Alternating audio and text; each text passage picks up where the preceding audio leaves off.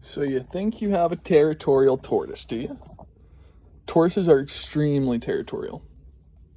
Especially, I find Herman's tortoises, they're rather inquisitive is the word for them. They have such character. But the reason that you may have a territorial tortoise is because they are very concerned with any changes. They are very much so aware of changes. I find my tortoises even know when I enter the room. And right there, he's trying to take a bite out of me. I'll see if I can get the camera down there.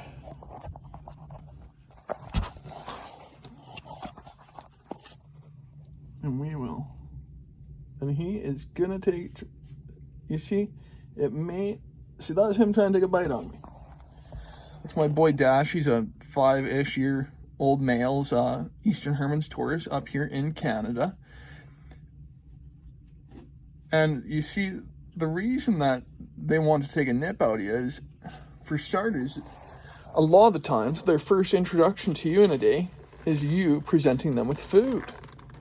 So they get used to the idea of you as food, and for you to be presenting food, I think that they just eventually just think that we are the same.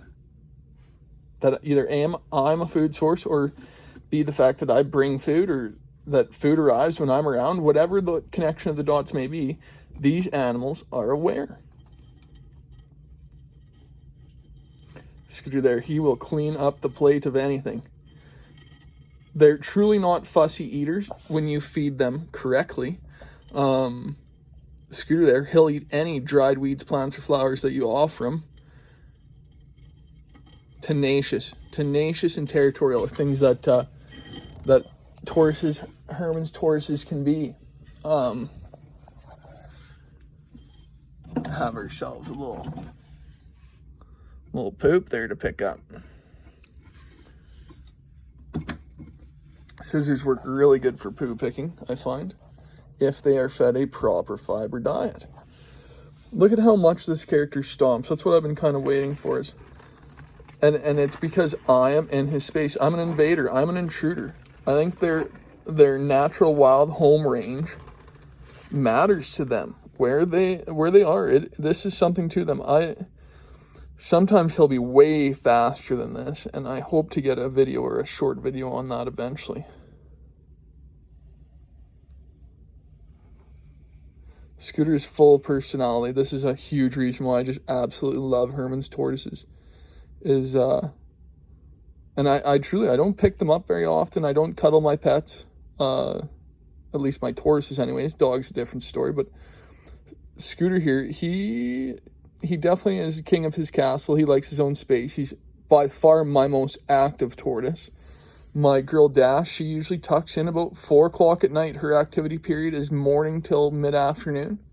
And that has been her since I've ever had her. Him, on the other hand, you can come down here at nighttime. The lamp might not even be on, and he'll still be walking around. He is a busy tortoise, and it takes him till about even 10, 11 at night, hours after the lamps are out. He finally just relaxes. He could use, in my opinion, tenfold this space. This is a 3x6 bookcase, and I believe he could use far more.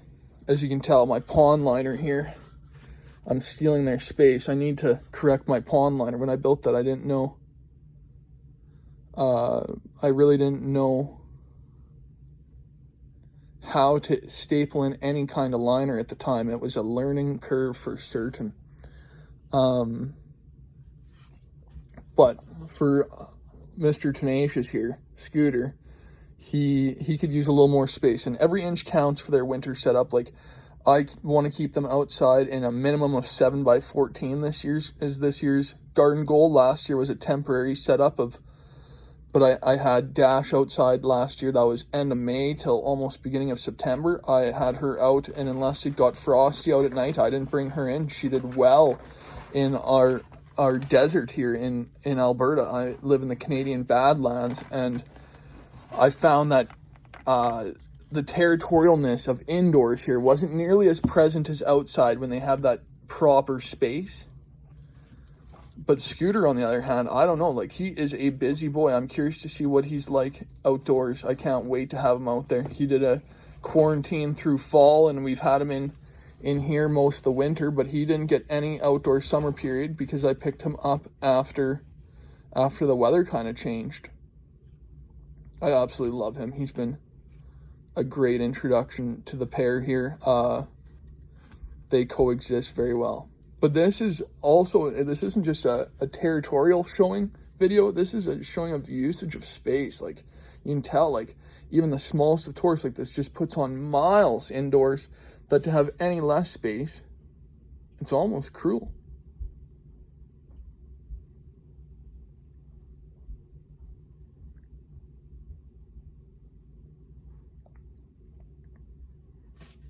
See here, and just watch. See, he's even well aware that I'm just standing here. Any viewers, and my table is at mid chest height, so I find that's better. It makes them less scared in comparison to how I have that one down there being at foot level. I'd like to add a third tier as well for indoors here as my creep or group. I like tortoises are referred to as a creep, as well as many other things that I'll share about one on another time.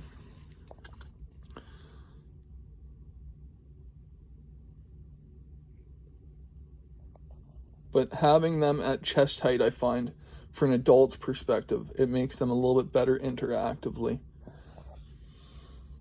And look, and here he comes for another lap. I've moved the water dish off the edge because I find that he'll nearly dry that out in a day. Just his stomping is something fierce. This is where people don't realize that keeping them 1-to-1, as I'm doing here right now, isn't always exactly ideal. Is because the males can be so pesterouS. They won't even put on weight because they are pacing their territory. They're chasing them girls. They smell the pheromones of them Sheilas and them Charlies. They get in there. Oh, do I just love these creatures. Thanks so much for tuning in. If you guys have the moment, please subscribe, please follow, please comment, like my videos, tag a friend if you can. This is your pal Hobson Scotch, and I will always be presenting a near live feed or a video of these Herman tortoises and trying to keep them as naturalistically as possible up here in the Canadian Great North. I'm fortunate enough to live in the sunshine capital of Canada almost. It's a desert. It's a warm summer.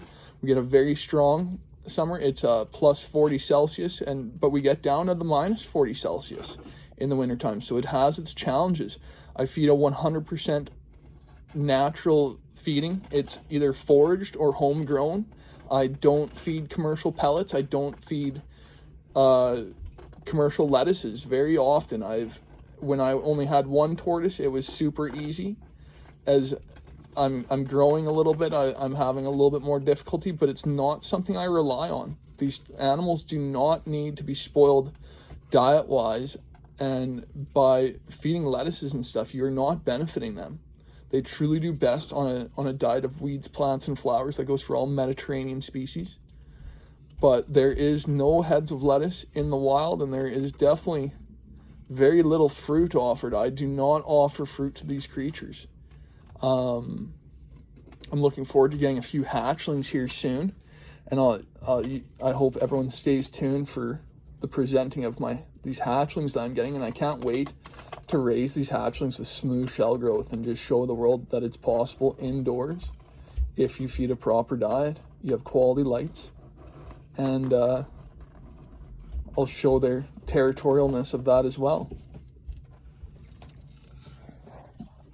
Oh, joined by my dog here. She has no idea that we have tortoises even. It's funny that she's so unaware of them. I do not mix tortoises and dogs personally. Once again, thanks for showing up and talking about territorial tortoises today. I hope to show more on the topic, and this is me signing off.